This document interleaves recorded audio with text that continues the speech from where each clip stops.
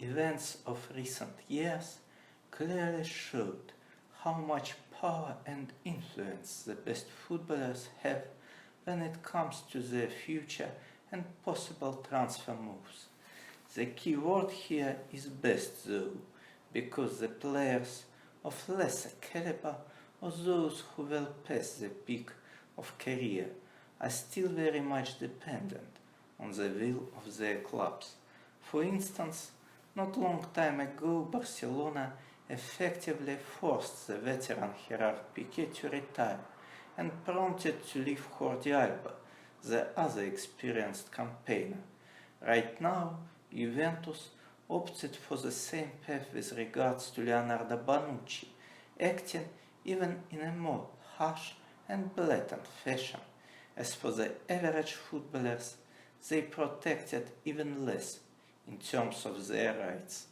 Meanwhile, those who are at the peak of their power are in control of their own destiny as never before.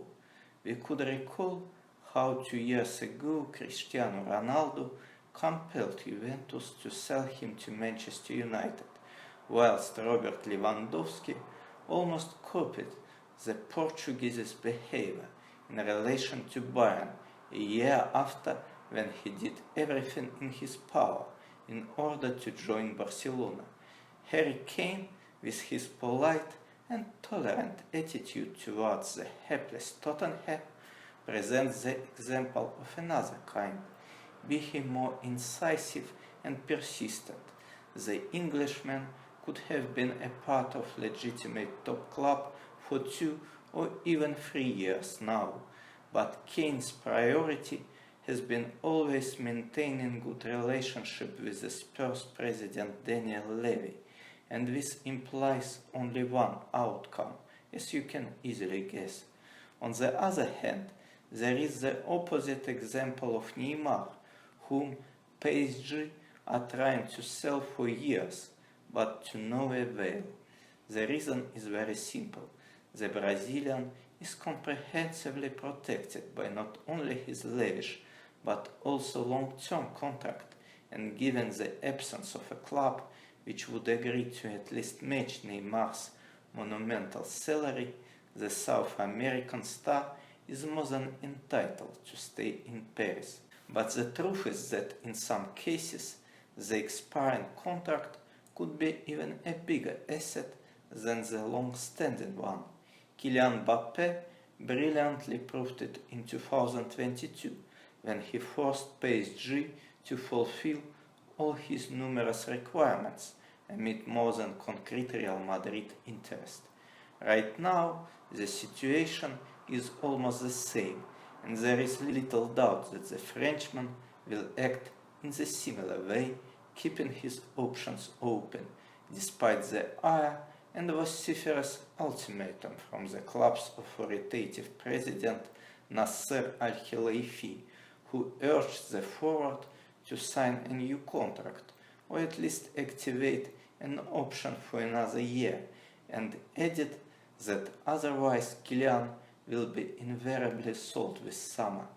But Mbappe, who wants to stay for another year in Paris and then become a free agent, technically he will be able to sign a contract with any club in the world starting with the next January, isn't in a hurry at all to obey, and this shows how much influence the best players have in their hands nowadays, and how little even the organization of PSG magnitude, with its enormous resources and the well-earned reputation of the Golden Cage, can do under these circumstances.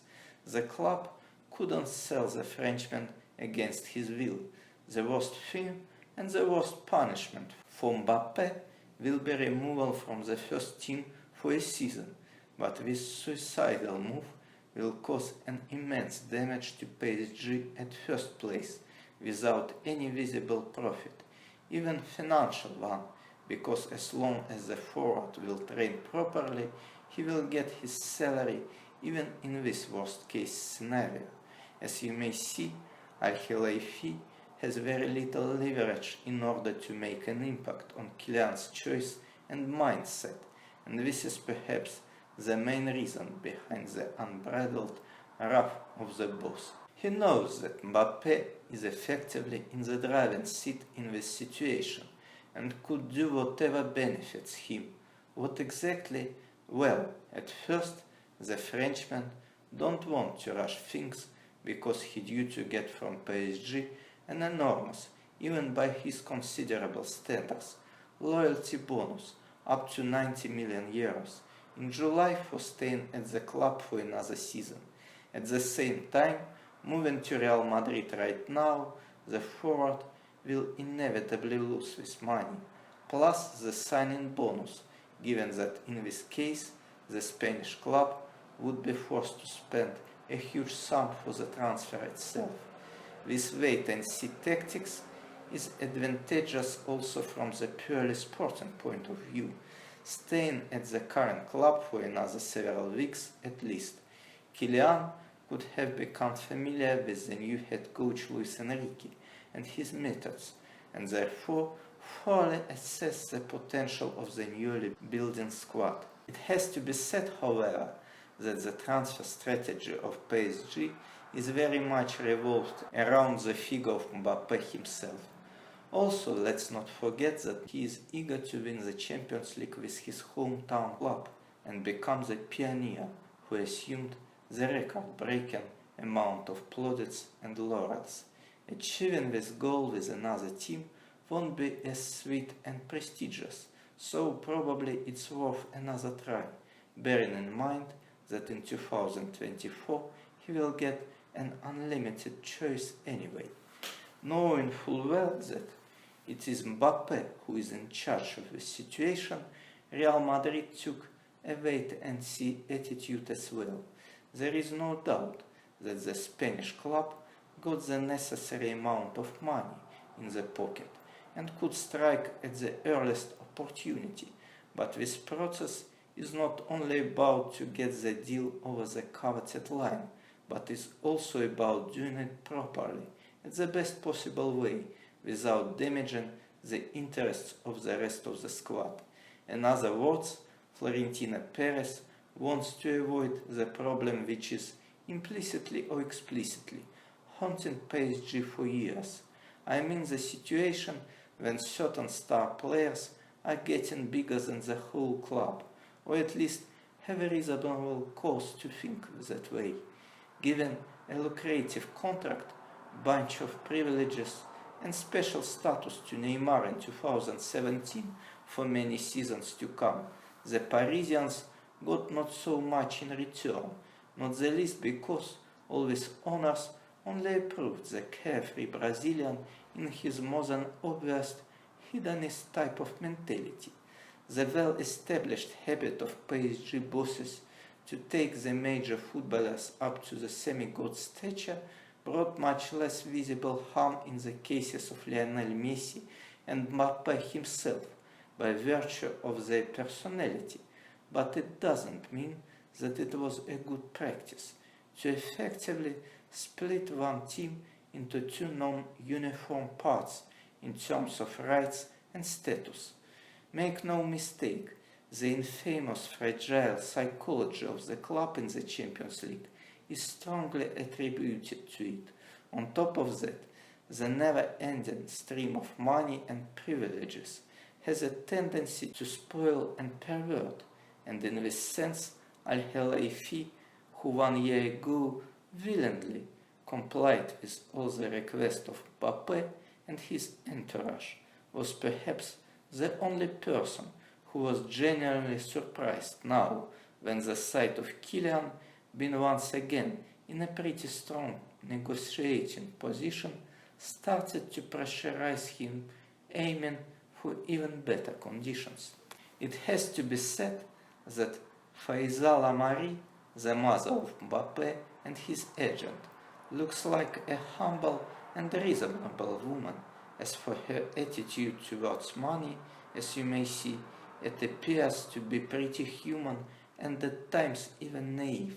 But when there is an opportunity to take at this level, and take in a big way, even the most prudent and laid-back people could turn into the greedy and conceited ones, and the undeniable fault of Al Khelaifi and other club bosses is that in the attempt to build a legitimate top project and win the Champions League as soon as possible, they often overstep the mark, trying to appease the big-name players by all available means, and constantly and deliberately placing them much higher than the whole group of other footballers.